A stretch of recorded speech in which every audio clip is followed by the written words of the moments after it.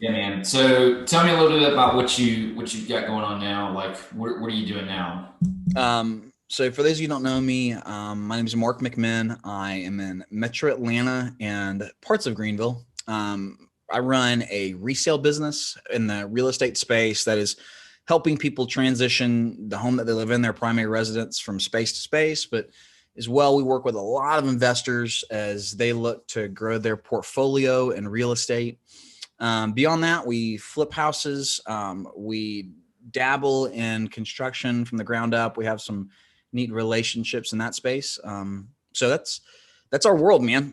Real estate, predominantly in Metro Atlanta and Metro Greenville. And so, yeah, that's us. Cool, man. So obviously, there's a lot that I can pick your brain about in terms of some of those other ancillary things, but I am going to predominantly focus in on the residential side. So obviously, I think you're rookie of the year for your local Remax office down in Atlanta when you first Yep. started. So when I started, I've only been in this 3 years. So it really hasn't been that long compared to a lot of my peers with similar production levels.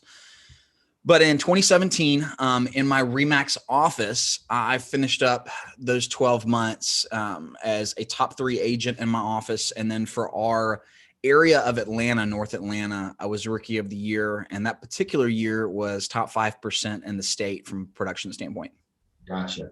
Well, that's awesome, man. So walk me through kind of what your game plan was starting out in real estate and then obviously, ending the year as rookie of the year. What was your thought process and strategy when you first started, how you wanted to get into the industry? Hmm. Um, so for me, the thought process then is the exact same thought process now when it comes to values. And my desire of any agent has to be, how do you live in someone's brain rent free, and in that space of their brain that is real estate? When they get in that emotional point where things pop and they want to go see a property, they begin thinking about property, they begin thinking about school systems and transition and all that stuff. I want to be in that little part of their brain waiting for that moment. And I think there's a bunch of ways that people answer it, and there's not necessarily wrong ways, but there is wrong in neglecting the question. And so the way that I answered it, and I have been answering it, is through predominantly through video content within the medium of social media. So what I started off doing was just simply creating real estate oriented video content, i.e., market updates, interest rates, like the very, not generic, but you do hear other people giving those same pieces of content, and that's not bad. But that's the lane that we started in. And the longer I've been in this industry, the less of that content we create, and the more we shifted toward a lifestyle brand, talking about things that create commonality and safety for the here. And what I mean by that is, for example, again, here in Metro Atlanta, I'm a huge Atlanta sports fan. When I hear someone else talk at length and have an educated opinion on Atlanta sports and the intricacies of it, I automatically am drawn to that person because we share that as a commonality. That tells me this is a person who has a similar value system in this conversation, and I want to lean in to that moment and hear what they have to say. And we've taken that same approach into our marketing efforts in real estate, again, specifically through the medium of video on social media. Video, why video opposed to cold calling, opposed to circle prospecting, mailers? Again, none of those are bad. You can build an incredible business off of those things. Video for me offered me two unique things that were very compelling to me. Number one, there's actual psychology in the math of, once someone watches a certain amount of video, your brain cannot distinguish in between. That's Mark right there. Mark's on the screen. I can see him. And no different than across the table is Mark a real person. Like, you're watching this, you probably don't know me. And yet, if you were to watch enough of my content, your brain would begin to believe, man, Mark's a real person in my life. He's a real friend that I'm attached to. And that's a very powerful thing, because as a real estate professional, you and I understand people tend to work with those that they know, like, and trust. And so video allows me to really take that concept and put it on steroids. Number two, video allows me to be with people 24 hours a day without me ever having to be there. Like I have kids, I have a wife. My wife is working on her master's. As I mentioned, I have several different streams of income that demand my time. I'm pretty busy. And so it's difficult for me to even fathom a business built around going and having a bunch of coffees and meals and those kind of things all day long. I just don't have margin for that. And so what video allows me to do is be with that person at 7 a.m. to be with that person at 8 p.m. It allows me to be in all those conversations, be it through social content, interviewing a restaurant owner, or through what we call evergreen content that will live on the internet forever and sustain value. Think about the cost differences or the mortgage programs for new construction versus resale. And so those are the two things that we're constantly chasing after as a team. And because of that, it allows us to be very specific with who we want to work with. And so I'll pause there and let you ask questions or unpack any of that you feel like is helpful, and then I can pick back up from there.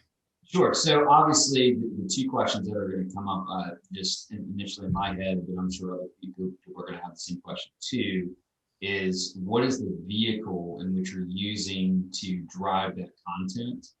Obviously, I know that you mentioned social media, but how do you get that message out to the populace, and what does that populace look like? Is this your social sphere?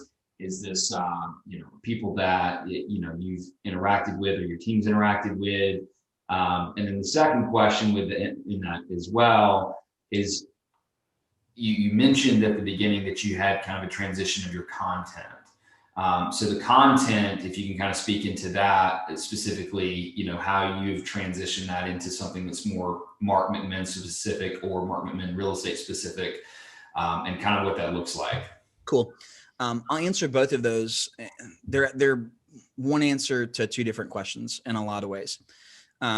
So I'll go back to the beginning of my career. When I started off, it was a lot of hustle chasing Commissions Inc. leads. Nothing wrong with that. Again, you can build a business off of that. That is way bigger than my business, so I'm not at all bemoaning that. But I'll tell you this, number one, it was super exhausting. And often I found myself spending lengths of time with people I just frankly didn't want to be around. People who did not carry my same value system, people who did not honor my time, people who wanted to cut my commission, people who just weren't bringing out the best version of me emotionally, and people who, when I got home, I was exhausted. I wasn't a great dad, wasn't a great husband, just people who were sucking the life out of me. And that became a really, really marking moment, because I decided very early in this business, and this may be the most important thing I'm going to say. I really hope you hear me when I say this. I decided success was an ethical decision for me, meaning I literally owed it to my family to be successful. It was at the same level of it is wrong for me to not pay my taxes. It is wrong for me to steal from the grocery store just as much as it would be wrong for me to not be extremely successful, because I knew that I could. And so with that in mind, I'm over here running after Commissions Inc. leads, exhausted emotionally, dealing with people who were just constantly wanting to cut the good parts of my business. Just to pause you real quick for those of you who don't know, what from Commissions Inc., what type of leads are those? Where are those? These are pay-per-click Google leads. So Commissions Inc. is running, typically they run off of, like, if someone searches homes near a local landmark, homes near the Atlanta Braves Stadium, homes near the aquarium downtown Atlanta. That's how they operate, or they did at that time. I haven't re-engaged them since that time, but that's how they operated. So pay-per-click Google. Okay. And so you're just ending up with any random person who ends up in that conversation. And I knew I have a lot of people in my life who would never treat me this way. And it's not necessarily because of their relationship with me. It's because of who they are as a person. And so my marketing began to shift towards speaking to that person. So let me walk you through how you do this in your business. What you want to do, literally grab one of those legal pads of paper, those yellow legal pads, right? At the top, write out the words ideal client. Who is absolutely ideal that when you wake up in the morning, you're like, you know what? Hell yeah. I get to work with this person today. That's a win in my book all day long. And I want you to write out ad nauseum every single quality of that person. What do they do for a living? How much money do they make? Are they married? Do they have kids? If they are married, where do they go on date nights? If they have kids, where do their kids go to school? How old are those kids? Do those kids have extracurricular activities? Where does this family go on vacation in the summer? Where do they eat dinner as a family? All this kind of stuff. I mean, you really, really want to dig in very, very deep when you think about your ideal client, because what you're doing is you're creating a roadmap for your video content. So what I mean by that, I'm going to go back to my Atlanta Braves, sports fan, because I'm an Atlanta guy. If I hear this guy creating video content about the Atlanta Braves, right? And then the next day I see him interviewing the business owner of my favorite restaurant, well, all of a sudden I keep seeing this guy over and over again, and I keep being driven down the hole of, dude, this is my guy. Like, clearly we value the same things. We're going to have a great conversation. I'm going to spend the next 2 months minimum with this guy. I want to like him. And so I'm going to give this Mark guy a call.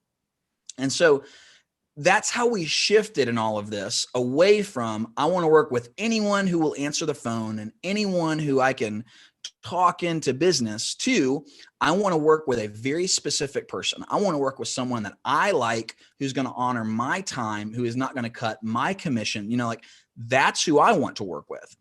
And so we profiled that person at a very deep level, and then began creating content that spoke to that person's value system.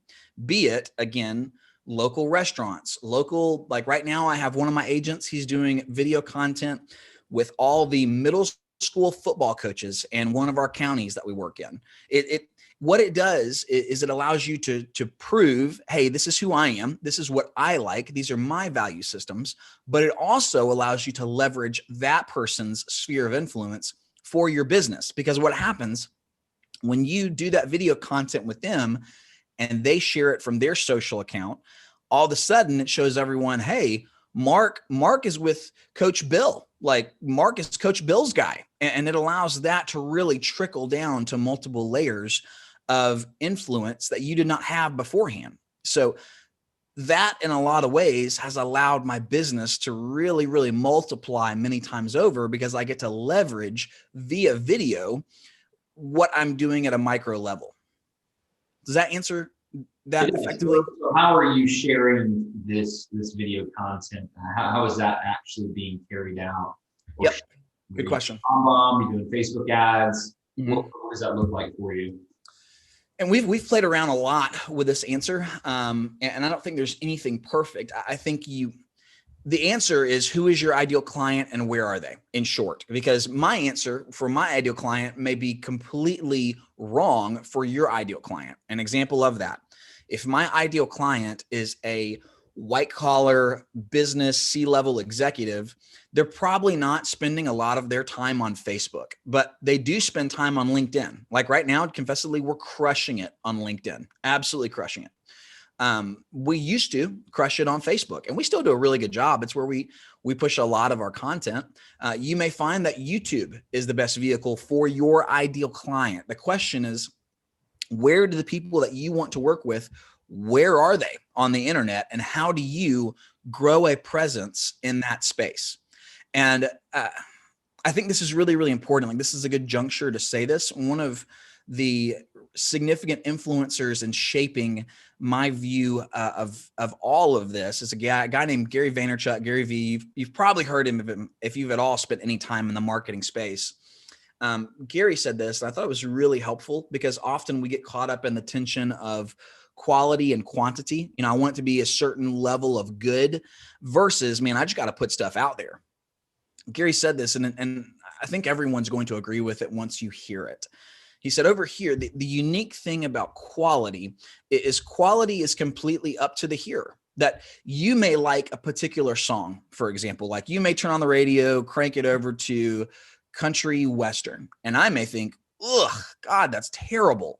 And then I may turn on classic rock and you may think, oh, please change the station. You know, they may both actually be very good, very, very quality, but people may not like it or they may. And so I would tell you discipline. And frankly, this game is entirely about discipline. It is entirely about getting your calendar out and deciding every Tuesday, Thursday, and Saturday, I'm sitting in front of this camera and I am making content. I'm going to do it. I'm going to discipline myself because consistency allows you to be seen consistently. And when you're seen consistently, it allows you to build a brand and then go back to that rent-free space we talked about in someone's brain.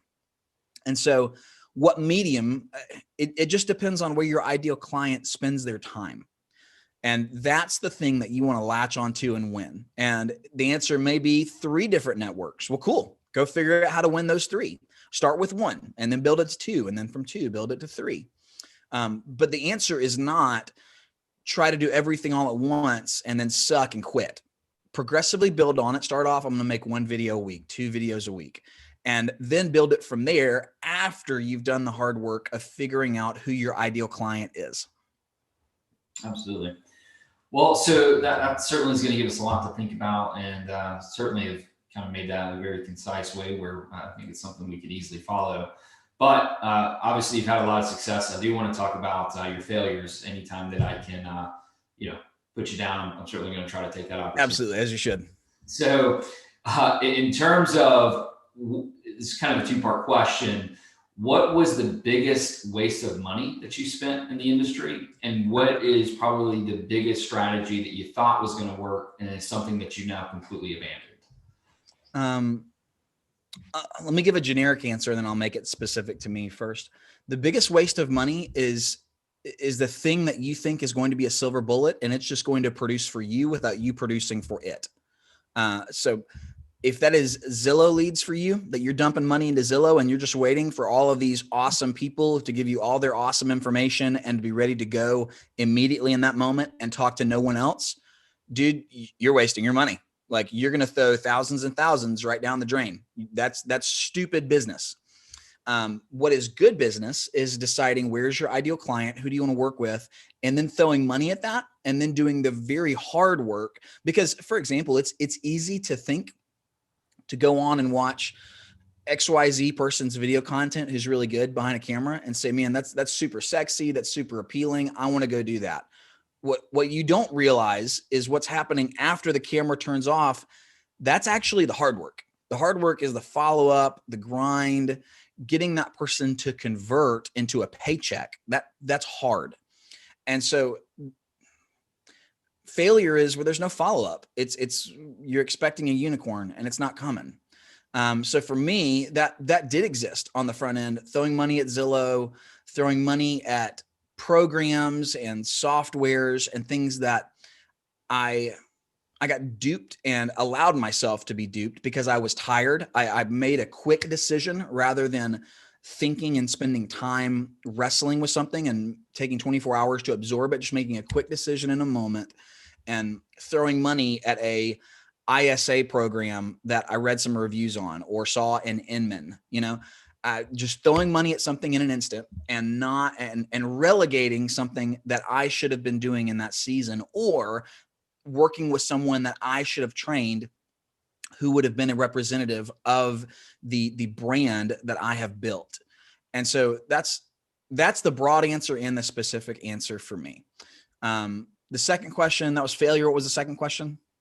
So we talked about wasted money, and you kind of addressed that. So what's a strategy that you've completely abandoned that you had of your overall strategy when you first started? Fast forward 3 years, completely have dropped it from, something that's in your day.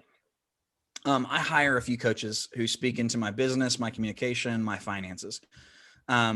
Number one, it's a bad strategy to not have coaches. If Michael Jordan has a coach, if Tiger Woods has a coach, LeBron has a coach, I promise you need coaching. But what is a strategy that I've dropped besides not having coaching? I mentioned one on the front end. I don't do cold calling. I absolutely hate doing that. Again, not that's bad. It's just not me. Secondarily, I think another strategy that I have dropped off of, and I also spoke around this earlier, is wanting to work with everyone. I can't tell you how many real estate agents I meet and I'm like, who do you want to work with? Well, man, I want to work with anyone who's ready to go. Okay, you're going to be vanilla in this industry until you get rid of that. And until you can quit saying, I want to work with everyone, you're not going to be significantly successful. There are way too many real estate agents out there who have pre-existing relationships for you to just open the doors and expect everyone to bust them down, And so in my video content, I quit being very bland, vanilla, generic, because over here I was afraid if I start speaking specific, I will only get a specific audience. And I remember saying to one of my business coaches, man, this is right when I had started my team thing. I want my agents to just literally, my words were, I want my agents to drown in leads. I want them to just have so much that they can't see straight. And the problem with that is, number one, if you go that route, it's going to come at all quality levels. And frankly, the vast majority are going to be absolute garbage. Secondarily, you're going to be over here where what that teaches your agents is just hold off and wait till the next lottery ticket comes along. If you call this lead and they don't answer, or they talk about renting or whatever, then cool, man, blow them off. Don't ever call them again. Just, you got another one coming in. So wait for the lottery ticket, wait for it. Rather than teaching them, hey, you only have 15 or 20 of these a month. You better learn to turn this person into business, because that's the opportunity. That's your shot. This is your time, and these are your people, and this is it. Whether you do it or not, it's up to you. So that's something we've abandoned at a big way. So your previous statement there, which you just mentioned to your team, do you feel like that's the one thing you have to preach or constantly preach to your team the most? Or is there another thread or line that you feel, find yourself constantly having to say to them? Yeah, I think two things. That's one of them for sure. Man, you have to discipline yourself. You have to get beyond that feeling of these are bad leads. Typically most leads will pop eventually. So it's not a bad lead. It's probably just not a now lead. And so you have to get that in a CRM, allow it to cook for a little while until they are ready. And hopefully you've done the work of staying top of mind so that when that happens, you're ready to go. The other thing though is, again, going back to video content, is that you have to be disciplined. Like I literally make my agents on my calendar show me, these are my times where I'm making video each and every week. And this is my video content. And this is who I'm meeting with. And these are who I'm interviewing, and boom, boom, boom. Like, discipline is, when you work for yourself, it's easy to believe this is a work at home behind the computer job because I work for myself. I work from home. That's garbage, man. What that means is you should be up before everyone else, and you should be working after everyone else. You don't have a paycheck coming guaranteed. You're only going to eat what you kill. And you damn well better act like that, or you're not going to last long in this industry. Yeah. And so those are my two things, man. Those are my two things. So right now, what do you feel like is the primary generator of your business? Is it the video content? Is that kind of? I think you can source it all back to not all. You can source a lot of it back to video content and the repetition of speaking to our ideal client. Yes, I do. Wholeheartedly. And then you break up as far as your clients are concerned. I assume, are you list heavy, you buyer heavy, you 50-50? What is We're 60-40 to the listing side. Okay. Mm-hmm. And all of that, like I said, is related to Sphere. So your overall strategy, if I were to kind of snip it into a soundbite, would be celebrity status, local, hyper specific, specific in terms of the client that you're going after. You want to be the celebrity for that group of people that you feel like is the correct demographic for you and your team. Is that correct? We want to be the mayor of the town that our ideal client lives in. I got you. Yep. And I think that you're one of several people that see that as, and you can maybe speak into this too, is kind of the future of real estate for realtors to continue to stay in the business with the admin buy buyers, increased technology, larger players, whether it be Amazon or whoever else may come and play. having that sort of celebrity status or relationship that's locked down is going to enable you to be able to be in the business long term. Is that a fair assessment? I mean, is that kind of where you see things going as well? Well, the beauty of video content, again, let's go back to that relational aspect of video and kind of how it rewires your brain, if you will. Unless big tech figures out how to rewire someone's psychological bent, which is, again, I want to work with someone I know, like, and trust, unless they figure that out at mass scale, then that celebrity thing's always going to work. And on the flip side, if you have built a business off of Zillow, Redfin, HomeLight, fill in the blank of these referral programs, you're completely at their mercy, because you and I both know the vast majority of agents will push their commission to the absolute brink. I feel confident. Like I send referrals in and out nationally all the time. And I've never pushed this, but for various reasons, but I deeply believe I could push that number to 50, 60, maybe even 70% coming back my way, because agents have so sold themselves out to that style of business that it's such a sense of like, I'll take anything I can get, take anything, and when you run that type of business that you're not at the core of it, you're just completely at the whim of big tech and what they want to do and how they want to do. There's going to come a point very soon where Zillow says, hey, we're not giving you any leads unless you come work for our brokerage. That day is coming. And all of a sudden, everyone who has made a business off Zillow is going to have no business unless they work for Zillow. And Zillow, again, is going to say, cool, come over to our brokerage. And here's our splits that are incredibly audacious. And you're just stuck. Either you reset your entire business or you go play ball. Yeah.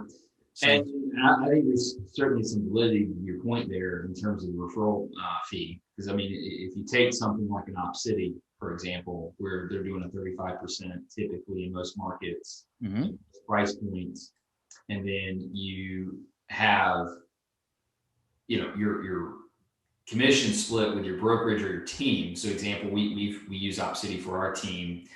In many situations, it's less than 50% for that our client, that our team members are taking home already. So all day. If you offer them a 50% referral fee, that's actually a pay increase in comparison to some of the other ones.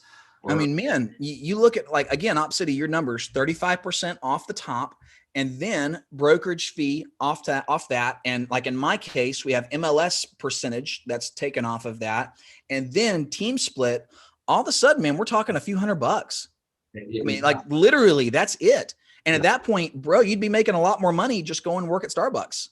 Yeah. Like when you actually I want to discredit the referrals programs, because I think there is some validity, not just in helping you grow your team, because a lot of people from a recruitment standpoint will come join your team or your brokerage just because you're giving them business that they wouldn't otherwise have. Yes. Now, let me say that. I do want to be clear. We work those programs. We totally do. Like, I don't say no to them. They just don't grow my business, and we don't treat them that way. The way our attitude is, if my agent can make $500 or more, one of my newer agents who has no SOI, then man, we want them to do that, because we play the long term. We know that if I get this person now and I do the hard work, we do the hard work of staying with them for the next 3 to 4 years, when they go buy and sell again, they're not calling Redfin. They're not calling Zillow. They're calling Mark, And so we're willing to make that trade, but I'm not willing to make that trade. And my agents who have established themselves are not willing to make that trade. And we certainly won't make that the center of our universe as a business. I wholeheartedly agree. I think that a lot of people will tend to make that the foundation of their business rather than something that's supplemental. And I think absolutely. There's a danger in that, because there's only so many hours in the day, and there's only so many clients that you're going to be able to take on. And I don't care how many admins you have, and even for your team members, there's going to be limited opportunity for them too. And if they're not making the kind of income that they want to make, you're going to lose them in the long run. And then now you're having to spend more time recruiting, finding replacements. It can sometimes be a vicious cycle. Again, it has to be something that's seen as a supplemental. Yep. All day. So you, from, kind of looking at it from a macro level, you feel like over the next 10 years, there's obviously going to be shifts and changes in the real estate industry. I mean, there's going to be shifts and changes in every industry as tech continues to grow, and the scope of it continues to grow. Where do you see real estate in the next 10 years? What does a day-to-day look like for a real estate agent, and what kind of big players are going to potentially change the industry? And I'll just kind of leave it at that. I mean, kind of get some thoughts Yeah, there. some general thoughts there. I think that my generation is going to begin through estate situations, inheriting the homes of their parents, and things like, for an example, in my market, living on a golf course is not what it was 15, 20 years ago. Like how my dad's generation or his parents' generation saw living on a golf course. And we're just going to pick on that one because it's easy, is not how I see living on a golf course. In fact, there's nothing about me or any of my peers that I've talked to that has any desire to live on a golf course. And so with that example in mind, I think what you're going to see is a lot of my generation, 30s, 40s, who are inheriting the homes of their parents, who say, hey, Mr. Real Estate Agent, I need you to sell this house. I don't want to be paying HOA. I don't want to be paying taxes. And so just figure out how to get it going. And what you're going to see is these houses in the burbs that used to be very, very desirable, all of a sudden they're going to get hit from a price standpoint because the kid doesn't want to hold on to it. And he's willing to take a 10, 15, 20 plus $1,000 hit. And accordingly, his neighbor is then going to take that hit from an appraisal standpoint. And so I think you're going to see over the next 15 years, plus minus, some of these neighborhoods that used to be really, really sexy for the generation that is now hitting retirement age, that's really going to shift. And you're going to see kids inherit those. And then you're going to see accordingly, those get bought up by your hedge funds, and those are going to be turned into rentals. And I think it's going to dramatically change the landscape of how real estate functions in suburbia. Number one.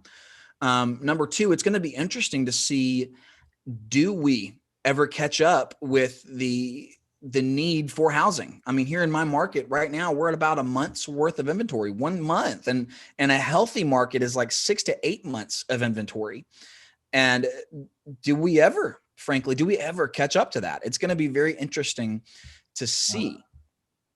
When I think about the market long term, I think iBuyers will always have a place. I don't think they're going anywhere, but I don't think they're an all-consuming black hole either. I think when they began, a lot of the rumblings in our side of the business were like, man, like you better really tie your people down because they're going to get swallowed up. And all of a sudden you started seeing what those offers were. And the $500,000 house was getting an offer for $400,000. And that was all for the sake of convenience and move when you want to, and like, get real. $20,000 is worth more than that. Like, come on, man. And so they own a sector of the market. Like here they own 6 to 8%, and that, bravo for them, man. Like they found a space to call their own and make $1. Cool. I don't think they're ever going to be this big black hole that sucks everything up. I think they're going to make their money mostly through ancillary services and third parties and JVs. But I think the real estate agent is here to stay. Where I do think things are going to really shift is I think the day of the solo agent is going to become a dinosaur for the most part. I think it's going to solely be mid to large teams in the future as a general principle. I think that the dollar, because what's happened is this industry has shifted away, and nothing ill is meant by this statement. This industry has shifted away from kind of the stay-at-home mom career, then part-time job type thing. And again, nothing ill is meant behind that. But as a general principle, that was 20, 30 years ago was what a real estate agent was. Yeah. Now it's really run as a business professional with master's or doctorate degrees. I mean, literally some of my best friends in this market who are extremely successful literally have MBAs and doctorates in business sectors. I mean, extremely smart guys who are running very lucrative businesses. And I think that that is going to continue to shift, and the spending by big teams is going to, I mean, I have friends who spend 70, 80, 100 grand a month in lead generation and so on in this industry, as I know you do as well, and have friends in that spaces. And you and I spend a good bit of money, you know? And so as a single agent, it's hard to see how you compete with that, because it's not just, again, it's not just spending. It's now you got all the follow-up behind that. You have the back of house, you have the transaction coordination. Like, it is a big, big beast to tackle if you don't have a business behind you. Sure. And so I deeply believe the future of our industry as realtors is going to exist in the team model. Yeah, no, those are some really good insights to obviously kind of think about and contemplate over. Well, hey man, I really appreciate you taking the time to chat with us. Obviously, all of this insight and advice is free of charge. So any way that we can, pay you back, we certainly want to do that, whether it's referrals or connecting with you privately. What's a good way for people to be able to connect with you on the referral side? Yeah, man. Thank you. Again, we're in 2 markets, in Metro Greenville, South Carolina, and then Metro Atlanta, Northeast Atlanta is kind of where we started off and is home base for us. And then secondarily, I'm not the EXP. I'm not the KW, like rabid Kool-Aid drinker. If you are, God bless you. I would tell you, as our industry grows, you're going to see a lot of opportunity that is going to look new. Like for us, we're at a really young brokerage who is frankly extremely compelling in its offerings. It's a brokerage called Fathom Realty. And without getting the minutia, you can go online and check it out. I would say that's actually another big aspect of the future of our industry, is the place of the brokerage is really going to take a back seat to the agent, much more so than it even has. And the brokerage is going to be in a position where they are not paying their bills off of the back of real estate agents, but rather they are paying their bills off of the back of those ancillary services, i.e. mortgage, insurance, title, and so on. And so make sure you're at a spot that just fits you, that is hand in glove for you and provides what you need to take your next step. And so for us, it was Fathom, but that would probably be my other thing, is just an admonition, not toward Fathom per se, but just to continually evaluate your business. And part of that is who you're in partnership with. So awesome, man. Well, hey, again, appreciate your time, and yeah, we'll have to do this again sometime. Cool. Appreciate it. All right, man. See you, everybody.